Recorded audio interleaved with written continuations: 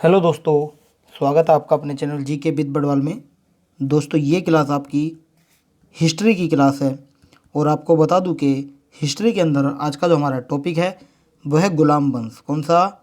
गुलाम वंश आज का हमारा टॉपिक है और ये टॉपिक हमारा एक ही पार्ट में कंप्लीट होने वाला, तो पूरी क्लास को देखिएगा। ज़्यादा बड़ी क्लास नहीं होने वाली है, थोड़े से ही क्वेश्चन है, लेकिन सारे क्वेश्चन आपको विस्तार से बताए जाएंगे। चलिए हमारे साथ जुड़े रहिएगा। जो नए आए हो चैनल को सब्सक्राइब कर बेल आइकन दबा देंगे ताकि आने वाली हर अपडेट आपको समय पर मिलती रहे। क्वेश्चन है, गुलाम वंश का संस्थापक कौन था? गुलाम वंश का संस्थापक था कुतुबुद्दीन ऐबक। कौन था? कुतुबुद्दीन ऐबक था। ध्यान रखेंगे, कौन? कुतुबुद्दीन ऐबक था गुलाम वंश का संस्थापक। और अगले क्वेश्चन पर हम चलते हैं। अगला क्वेश्चन हमारा है, गुलाम वंश का प्रथम शासक कौन था? गुलाम वंश का प्रथम शासक था कौन? ये था कुतुबुद्दीन ऐबक। कौन? Qutubuddin Aibak. Option number B आपका राइट आंसर हो जाएगा। कुतुबुद्दीन ऐबक का जो शासन था वो कब से कब तक था, ये बताना है आपको। देखिए आंसर करेंगे, कुतुबुद्दीन ऐबक का जो शासनकाल था वो कब से कब तक था? ये था 1206 से 1210 ईस्वी तक था। ध्यान रखेंगे। अगले क्वेश्चन पर चलते हैं। अगला क्वेश्चन हमारा है, दिल्ली सल्तनत का कौन सा सुल्तान लाख बख्श के नाम से जाना जाता है? कौन सा सुल्तान जाना जाता है? ये कुतुबुद्दीन ऐबक जाना जाता है। ऑप्शन नंबर डी हो जाएगा राइट आंसर। कुतुबुद्दीन ऐबक जाना जाता है, आपको ध्यान रखना है। ऑप्शन नंबर डी आपका राइट आंसर हो जाएगा। चलिए अगले क्वेश्चन पे चलते हैं। अगला क्वेश्चन है, और देखिए आपको बता दूं कि कुतुबुद्दीन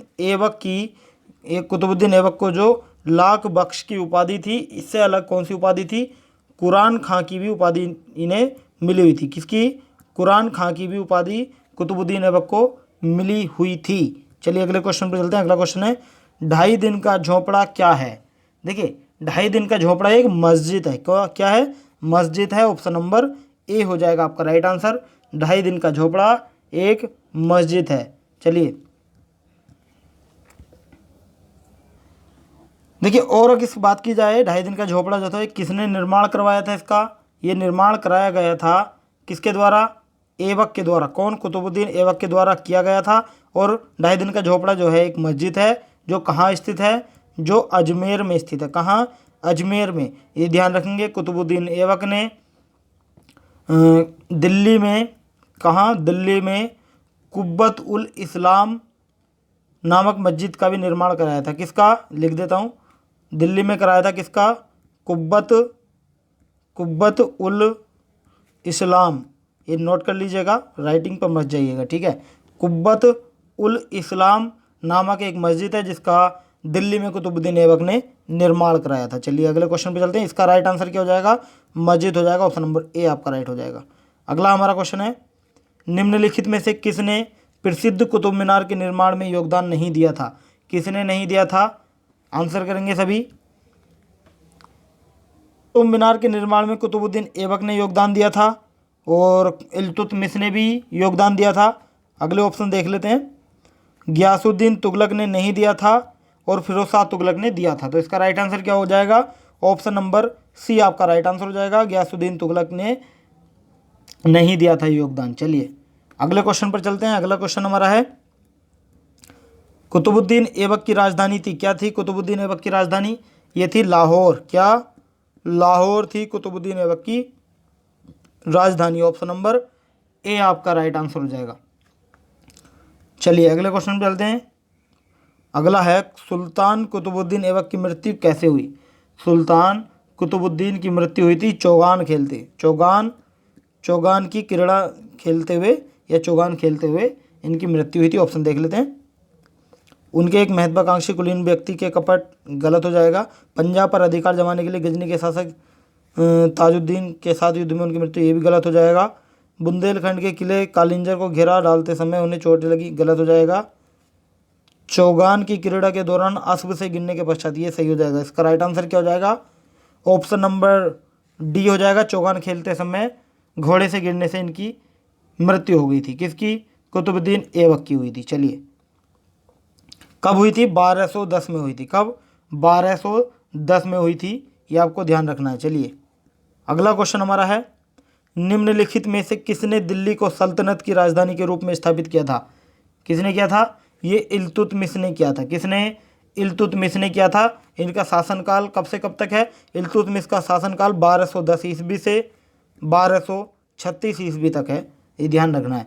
और मैंने बताया था आपको कुतुबुद्दीन ऐबक का शासनकाल भी मैं आपको बता चुका हूँ, ये भी आपको ध्यान रखना है। चलिए अगले पर चलते हैं।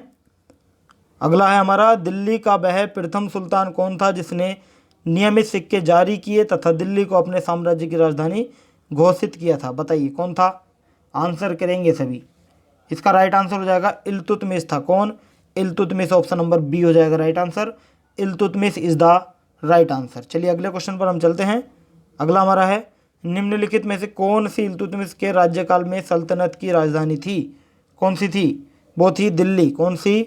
दिल्ली राजधानी थी। ऑप्शन नंबर डी हो जाएगा राइट आंसर। दिल्ली आपका राइट आंसर हो जाएगा। अगला क्वेश्चन है, सल्तनत के निम्नलिखित सुल्तानों में से किसने सर्वप्रथम अपनी राजधानी दिल्ली स्थानांतरित की थी? किसने की थी? ये इल्तुतमिश ने की थी। किसने? इल्तुतमिश ने की थी। ऑप्शन नंबर सी आपका राइट हो जाएगा, इल्तुतमिश। अगला है, दिल्ली का प्रथम मुस्लिम शासक कौन था? दिल्ली का प्रथम मुस्लिम शासक था इल्तुतमिश। कौन? इल्तुतमिश था। ऑप्शन नंबर बी हो जाएगा राइट आंसर। इल्तुतमिश था, ये आपको ध्यान रखना है। और इन्हें कौन सी उपाधि प्रदान की गई थी? इन्हें सुल्तान ए आजम की उपाधि प्रदान की गई थी। कौन सी? सुल्तान ए आजम की उपाधि ने प्राप्त हुई थी। किसे? इल्तुतमिश को। चलिए अगले क्वेश्चन पे चलते हैं। गुलाम का गुलाम किसे कहा गया था? गुलाम का गुलाम इल्तुतमिश को कहा गया था। इल्तुतमिश को कहा गया था गुलाम का गुलाम। ऑप्शन नंबर डी हो जाएगा राइट आंसर, गुलाम का गुलाम। चलिए अगले क्वेश्चन पे चलते हैं। अगला क्वेश्चन हमारा है, निम्नलिखित में से कौन मध्यकालीन भारत की प्रथम महिला शासिका थी? कौन थी? ये थी रजिया सुल्तान। ये क्वेश्चन देखिए स्टैटिक जीके के प्रैक्टिस सेट में करा चुका हूँ। आज ये क्वेश्चन स्टैटिक जीके के प्रैक्टिस सेट में भी आया था कि रजिया सुल्तान किस वंश से रिलेटेड है, तो उसका आंसर था हमारा गुलाम वंश। इसमें पूछा है निम्नलिखित में से कौन मध्यकालीन भारत की प्रथम महिला शासिका थी, तो रजिया सुल्तान इसका राइट आंसर हो जाएगा, गुलाम वंश से। चलिए अगला हमारा, मंगोल आक्रमणकारी चंगेज खां भारत की उत्तर पश्चिमी सीमा पर निम्न में से किसके काल में आया था? बताइए किसके काल में आया था? ये आया था इल्तुतमिश के काल में। ऑप्शन नंबर बी हो जाएगा right answer. Iltutmish is the right answer. अगला क्वेश्चन हमारा है, दिल्ली का कौन सुल्तान मंगोल नेता चंगेज खां का समकालीन था? कौन था? ये था हमारा इल्तुतमिश। कौन? इल्तुतमिश था। ऑप्शन नंबर ए आपका राइट हो जाएगा, Iltutmish is the right answer. अगला क्वेश्चन है, किसके शासनकाल में मंगोल प्रथम बार सिंधु के तट पर देखे गए? किसके शासनकाल में देखे गए थे? ये इल्तुतमिश के शासनकाल में देखे गए थे। ऑप्शन नंबर बी हो जाएगा राइट आंसर, इल्तुतमिश के शासनकाल में देखे गए थे। अगला क्वेश्चन हमारा है, चंगेज खां के अधीन मंगोलों ने भारत पर आक्रमण किया। कब किया था चंगेज खां के अधीन मंगोलों ने भारत पर आक्रमण? ये किया था इल्तुतमिश के शासनकाल में किया था। ऑप्शन नंबर सी आपका राइट आंसर हो जाएगा। चलते हैं अगला क्वेश्चन हमारा है, चंगेज खां का मूल नाम क्या था? देखिए चंगेज खां का मूल नाम तेमुचिन था। कौन? क्या नाम था? तेमुचिन। ऑप्शन नंबर सी हो जाएगा राइट आंसर।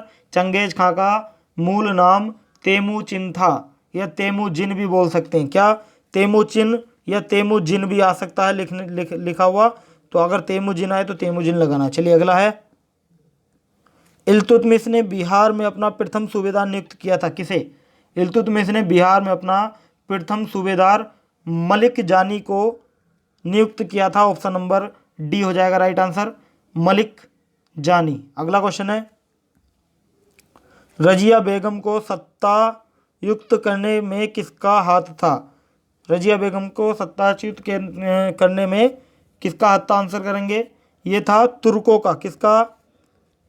तुर्कों का। एक सेकंड दीजिएगा, तुर्कों का हाथ था। ऑप्शन नंबर सी हो जाएगा राइट आंसर, तुर्कों का हाथ था। चलिए अगला क्वेश्चन है, दिल्ली के सुल्तान बलबन का पूरा नाम क्या था? दिल्ली के सुल्तान बलबन का पूरा नाम था गयासुद्दीन बलबन। क्या? गयासुद्दीन बलबन था पूरा नाम। इनका राइट आंसर हो जाएगा ऑप्शन नंबर सी हो जाएगा। अगला क्वेश्चन हमारा है, दिल्ली के किस सुल्तान के विषय में कहा गया है कि उसने रक्त और लौह की नीति अपनाई थी? ये रक्त और लौह की नीति अपनाई गई थी बलबन द्वारा। किसके द्वारा? बलबन के द्वारा। ऑप्शन नंबर बी हो जाएगा राइट आंसर। इंपोर्टेंट कर लीजिएगा इस क्वेश्चन को, ये क्वेश्चन आने की पूरी संभावना है। अगले क्वेश्चन पे चलते हैं। अगला क्वेश्चन है, कथन और कारक दो दिए हैं। इसका कथन दिया है बलबन ने अपने शासन को शक्तिशाली बनाया और सारी सत्ता अपने हाथ में केंद्रित कर ली। क्या कथन ये सही है? इसका कथन बिल्कुल सही हो जाएगा। बात की जाए इसके कारण की, तो वह उत्तर पश्चिमी सीमा को मंगोल आक्रमण से सुरक्षित करना चाहता था। ये भी सही हो जाएगा। बात की जाए इन दोनों के आपस में रिलेट करने की, तो जो हमारा क्या बोलते हैं इसमें, जो कथन ए है वो कारण की व्याख्या नहीं करता है ठीक से, तो इसका राइट आंसर क्या हो जाएगा अभी देख लेते हैं। ए और आर दोनों सही हैं और आर ए की समुचित व्याख्या, ये गलत हो जाएगा। ए और आर दोनों सही हैं किंतु ए की समुचित व्याख्या आर नहीं है। ऑप्शन नंबर बी आपका राइट आंसर हो जाएगा। अगला क्वेश्चन हमारा है, अपनी शक्ति को समेकित करने के बाद बलबन ने भव्य उपाधि धारण की थी। किसकी? बलबन ने धारण की थी जिल्ले इलाही की उपाधि। किसकी? जिल्ले इलाही की उपाधि धारण की थी। ये आपको नोट कर लेना है, जिल्ले इलाही इसका राइट आंसर हो जाएगा। ऑप्शन दिया हुआ होगा, देख लेते हैं एक बार। हाँ जी, ऑप्शन नंबर सी हो जाएगा राइट आंसर। जिल्ले इलाही इज द राइट आंसर। अगला क्वेश्चन है, निम्नलिखित में से किसने भारत में प्रसिद्ध फारसी त्योहार नौरोज को आरंभ करवाया? किसने करवाया था? ये करवाया था बलबन ने। किसने? बलबन द्वारा ये आरंभ हुआ था। ऑप्शन नंबर ए हो जाएगा राइट आंसर। अगला है, निम्नलिखित में से कौन सा कथन बलबन के संबंध में सही नहीं है? कौन सा कथन नहीं है? ये हो जाएगा हमारा, उसने नियामत ए खुदाई के सिद्धांत का प्रतिपादन किया। ये सही हो जाएगा। नेक्स्ट है, उसने इक्तादारी व्यवस्था का प्रारंभ किया। ये आपका गलत हो जाएगा। ऑप्शन नंबर बी हो जाएगा इसका right answer. Option number B इसका राइट आंसर हो जाएगा। देखिए, अच्छा बताइए, बलबन का वास्तविक नाम क्या था? मैं आपको बता दूं, बलबन का जो वास्तविक नाम था वो बहाउद्दीन था। क्या? बहाउद्दीन था बलबन का वास्तविक नाम। अगर क्वेश्चन आ जाए तो आपको लिख लेना। इनका शासनकाल कब से कब तक रहा? 1266 से 1286 तक शासनकाल रहा बलबन का। चलिए अगले क्वेश्चन पर चलते हैं। निम्नलिखित सुल्तानों में से किसने गढ़मुक्तेश्वर की मस्जिद की दीवारों पर अपने शिलालेख में स्वयं को खलीफा का सहायक कहा है? किसने कहा है? ये कहा गया है बलबन ने। किसने? बलबन ने कहा है। ऑप्शन नंबर ए हो जाएगा right answer. Balban is the right answer. अगला क्वेश्चन है, देखिए आज का सेशन हमारा यहीं समाप्त होता है। गुलाम वंश आज हमारा कंप्लीट हो गया। इसका एक ही पार्ट था जो हमने कंप्लीट करा दिया। कल हम आपको कराएंगे खिलजी वंश। खिलजी वंश हम आपको कल कराने वाले हैं, तो हमारे साथ जुड़े रहिएगा। कल है आपका संडे में क्लासें ऑफ रहती हैं, लेकिन आपकी मंडे से ही क्लास चलेंगी। तो मंडे में आपका खिलजी वंश आपका कंप्लीट करा दिया जाएगा, तो हमारे साथ जुड़े रहिएगा। चलिए आज के लिए इतना ही, कल फिर मिलते हैं नेक्स्ट टॉपिक के साथ। Thank you so much.